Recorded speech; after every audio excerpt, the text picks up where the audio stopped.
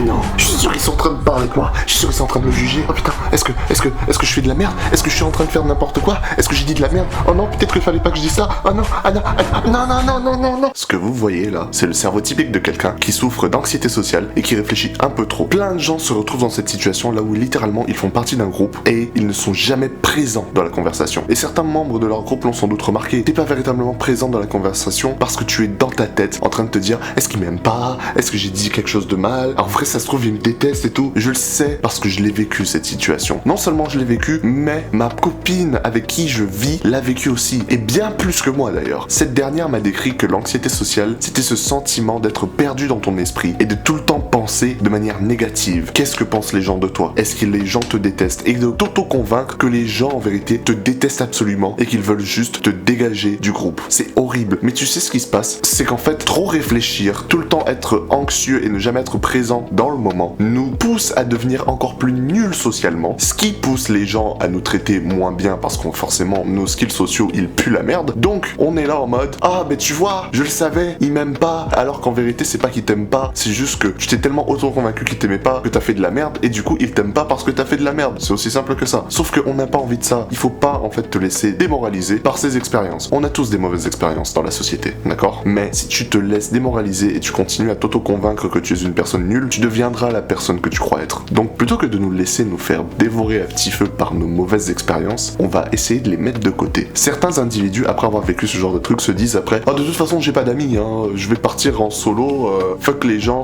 C'est ce que j'ai fait. J'ai pas beaucoup d'amis actuellement. J'ai déménagé à Orléans, je suis avec ma copine, mais en vérité sur Orléans je connais absolument personne. Et c'est très bien, non je vais pas te mentir, hein. C'est très bien pour la productivité, pour la concentration. J'ai jamais été aussi productif de ma vie parce qu'il n'y a absolument aucune distraction dans ma vie. J'ai personne qui vient m'écrire des messages, j'ai personne à qui parler. Parfois quelques amis, tu vois, qui datent sur Instagram et tout, mais vu que j'ai pas mes notifications, je suis full concentré sur mon boulot toute la journée. Et c'est très bien pour être productif. Cependant, imaginons que là aujourd'hui, j'ai 1 million d'abonnés, je fasse 100 000 balles par mois, je suis ultra riche, je suis ultra célèbre, mais que j'ai personne. Est-ce que tu te rends compte que la vie sans amis, elle est juste sans goût? Tu peux pas juste continuer et te dire j'ai pas besoin des autres, je vais continuer seul, ça me réussit bien. Non, tu pourrais réussir tous tes objectifs dans ta vie, mais si tu es le seul au sommet du monde, ça n'a pas de goût. Tu ne peux pas chanter ta victoire avec tes camarades parce que tu n'as pas de camarades. Il n'y a rien d'aussi beau que de trouver des amis qui sont sur le même chemin que toi. Pense-y, nos ancêtres marchaient en petits groupes. Aujourd'hui, on vit dans une grande société, tout le monde se croise dans la rue, mais on est tous des PNJ aux yeux des autres. Tout ce qui importe, c'est notre groupe social proche. C'est ce qui se passait avant, c'est ce qui se passe encore aujourd'hui, juste sous une forme différente. Donc, qu'est-ce qui se passait pour nos ancêtres? Nos ancêtres, ils vivaient dans des petites tribus où tout le monde se connaissait et tout le monde dépendait les uns des autres. Si tu foires, en fait, tu peux foirer pour toute la tribu et on va tous se retrouver dans la merde. C'est pour ça que, certes, au sein des tribus, on se tapait un peu sur les doigts si quelqu'un faisait de la merde, mais c'était pas méchant. C'était un encouragement pour se tirer vers le haut plutôt que de se tirer vers le bas. Si aujourd'hui t'as un groupe d'amis qui est juste en mode viens on va boire, viens on va faire la fête, et tu prends du cannabis, tu veux fumer, et du coup qu'est-ce qui se passe? Mais ils te tirent vers le bas ces individus. Ils ne veulent pas que tu réussisses, ils ne veulent pas que tu sortes de mauvaises habitudes, parce que si toi tu décides de sortir de tes mauvaises habitudes, ça les fait passer pour de la merde. Tu essaies de sortir du seau de crabe, tu sais ce qui se passe, les autres crabes vont te tirer vers le bas. Il te faut te construire un groupe d'amis solide. Je te dis pas genre d'avoir 10 amis, non, peut-être 1 ou 2 amis très proches, hommes. En tant que jeune homme, tu as besoin de quelqu'un qui comprend tes expériences dans ta vie. Les hommes et les femmes, on a 2 types de problèmes différents. Les femmes ont leurs problèmes, les hommes ont leurs problèmes, on a tous les 2 des problèmes dans la société, même si parfois on essaie de dire que l'un souffre plus que l'autre, c'est pas ça l'important. L'important c'est que nous sommes 2 groupes d'individus qui avons vécu de 2 manières différentes et c'est plus facile de se connecter avec les membres du même groupe. C'est normal. Donc il te faut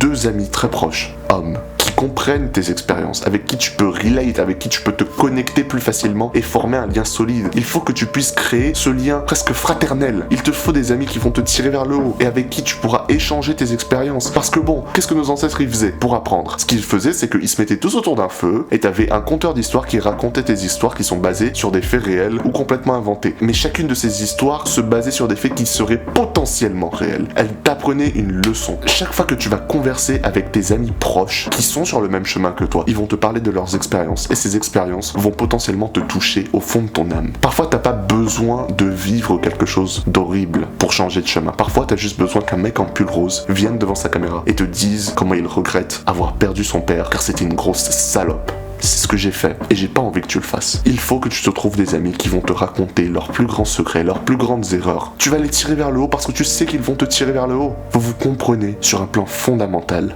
Cependant, je parle de te trouver une tribu qui te respecte, qui t'apprécie en tant qu'individu, sauf que c'est pas aussi simple. Bien sûr, cette vidéo elle est à propos de quoi? L'anxiété sociale. Mais la question c'est comment est-ce qu'on vainc l'anxiété sociale? Comment est-ce qu'on se débarrasse de ces pensées intrusives qui viennent ruiner notre vie sociale? Alors je vais pas te mentir, il y a une solution facile. La solution sexy, c'est commencer la méditation. Je suis pas le premier qui en parle, je serai pas le dernier qui en parle. Il y a une raison pour laquelle la méditation c'est si important dans le développement personnel. La méditation c'est bien parce qu'elle te permet d'être ancré dans le moment présent. Plutôt que de vivre dans ton esprit à chaque fois que tu parles avec tes amis, à chaque fois que tu es dans une interaction sociale, tu commenceras à plus vivre dans le moment présent et être vide de pensée. Tu n'as pas besoin de toutes ces pensées intrusives, tu as besoin de converser avec l'individu en face de toi. Donc la méditation serait un moyen de réduire l'anxiété sociale rapidement. Cependant, c'est la solution rapide et facile, c'est le raccourci. La vraie solution, qui elle n'est pas sexy, elle est casse-couille, je vais pas te mentir, c'est de level up. Ce qui cause l'anxiété sociale, ce qui cause ce sentiment de manque d'appartenance à un groupe, c'est le fait que au fond de toi, tu te considères en bas de la hiérarchie humaine. Tu penses que tes amis ils sont là, tandis que toi t'es là. Il y a une hiérarchie dans les relations humaines. Il faut arrêter de se mentir. Adonis, il est tout en haut. Jeffrey,